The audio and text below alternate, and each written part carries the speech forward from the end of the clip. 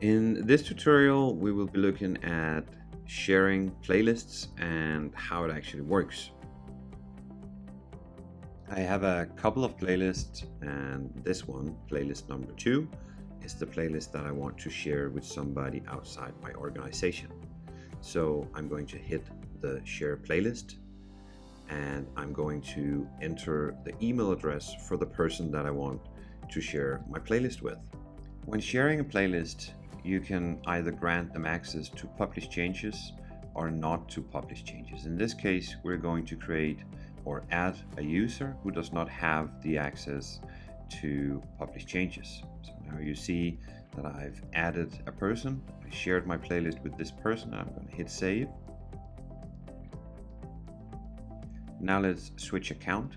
I am logged in now as the person whom I shared the playlist with. There's no screens in this account and it doesn't really matter. If you go into playlist, you will find all the playlists that have been shared with you. In this case, playlist number 2. I have an option of leaving the sharing, and I can open the playlist.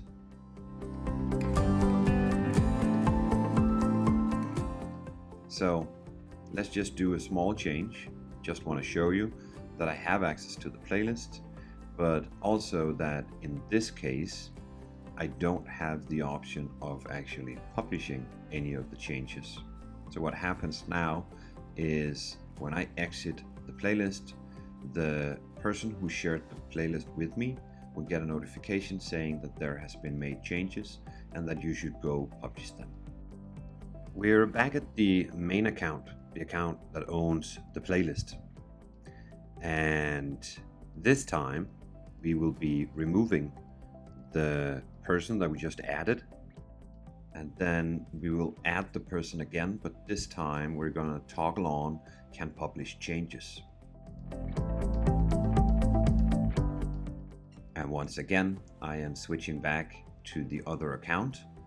You now see that you have our publish button, the green rocket. You can edit the content in the playlist and you can publish the playlist. One last thing I want to show you is a way to restrict those that have access to your playlist to move around, delete, and resize certain objects. If you open up the Layers tab on the right side, you will see all the objects and you will also see that none of them are locked.